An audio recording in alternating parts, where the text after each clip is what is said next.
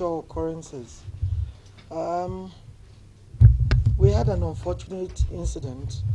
The member representing my constituency, Ekiti East 1 constituency, passed on.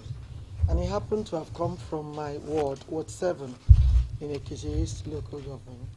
When the election was declared, we thought it was going to be a family affair because Ward 7 comprises of uh, all of us as one family in the ward.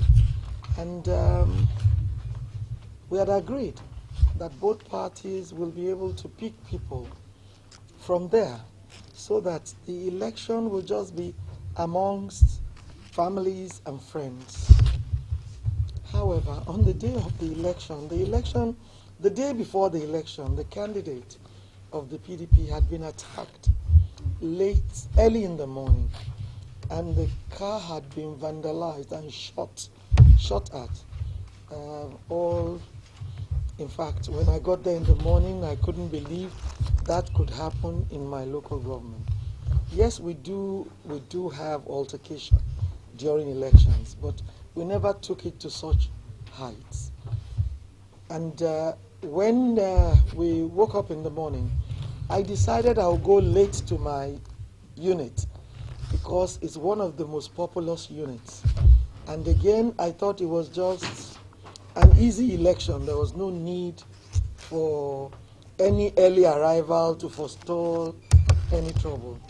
I got there, I lined up, and I eventually voted.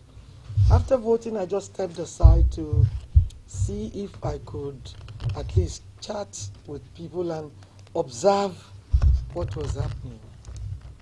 I just saw that there was an altercation just in front of the polling unit. And I told them it was not the best because on a day of election, you don't start small squabbles.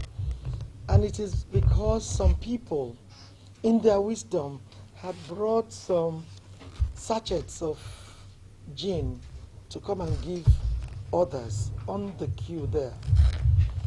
And I called them to order. They apologized, and I thought we shouldn't take it further because taking it further will just exacerbate the already bad situation.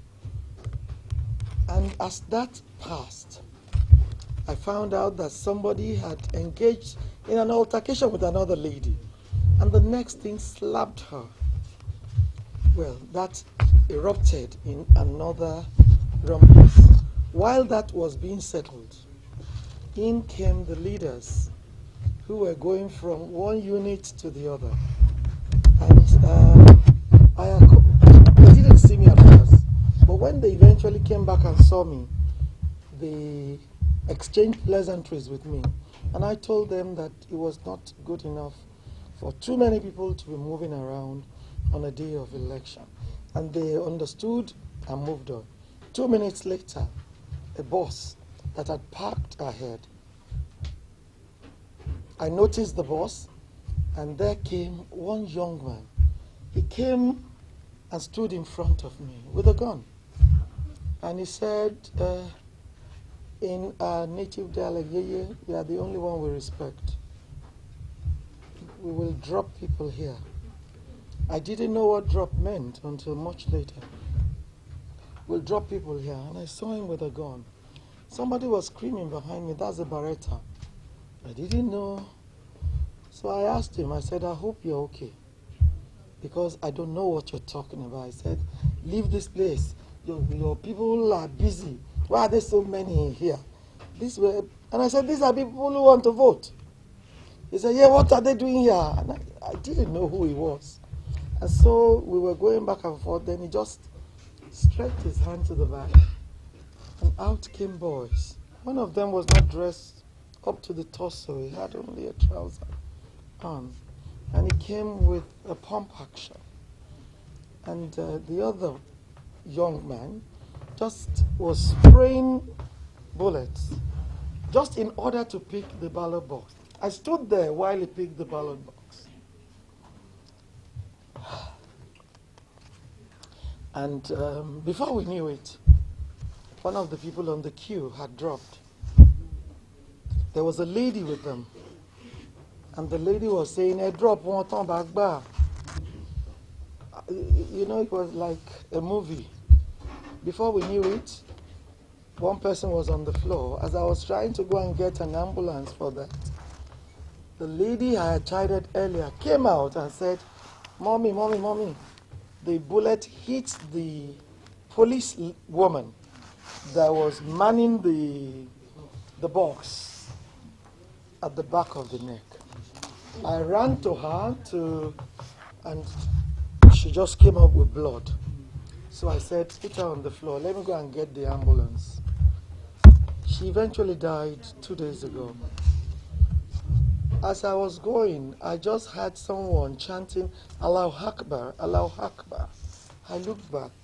He ran to me and said, "Mommy, I don't want to die.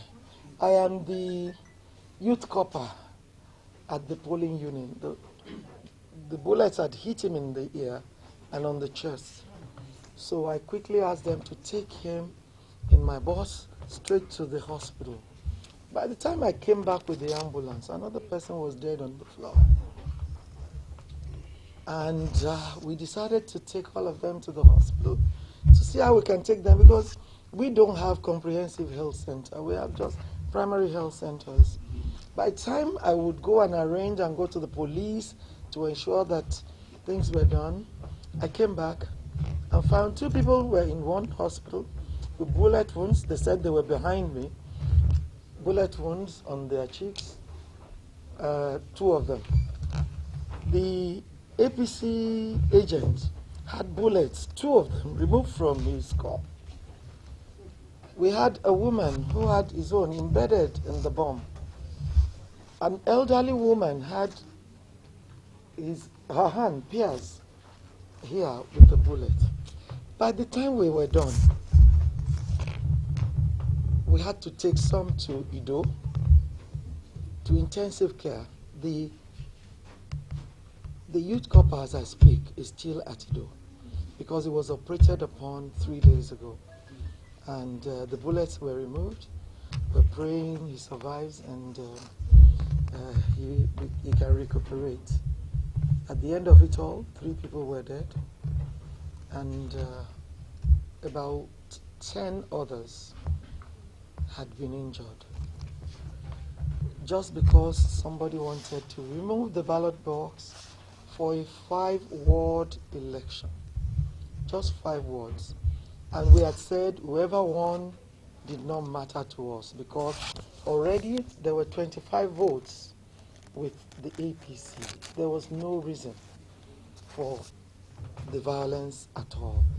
And because we were a homogeneous community, we thought that should not have happened in any way. As it is, there are casualties on both sides. And some of us just narrowly escaped because everybody that was behind me took bullet wounds. And I just stood there watching it as if it was a movie. And anyone could just have been shot. I believe this is the time for the press to ask that the Electoral Offences Commission be set up. We need to criminalize certain aspects of electioneering. The first one is the fact that the security agents that were there were not allowed to carry arms. But hoodlums could carry arms. That's number one. We need to find a way whereby there will be one armed official who can shoot at sight anyone who wants to carry the ballot box. 2, we need to look at a situation whereby ballot boxes can be properly guarded so that nobody can come there and lift. Because I saw him, he took a gun in one hand and just was shooting with the gun, was pressing the trigger and just carried the ballot box and ran into the bus they brought. We need to look for maybe a heavy container whereby the ballot box will be situated so that nobody can come and snatch it at will. And we will only be able to open and take it out whenever we need to do the counting. That was very, very clear, because before they got to me, they had snagged 3 other ballot boxes. We must criminalize certain aspects of these laws. And except we do that, we will still find people who believe that they can still stuff ballots. INEC must also up its ante. Because if these people didn't have something with which they would stuff those ballot boxes, they would not be snatching. You can only snatch when you know that you have replacement. Where will the replacement come from?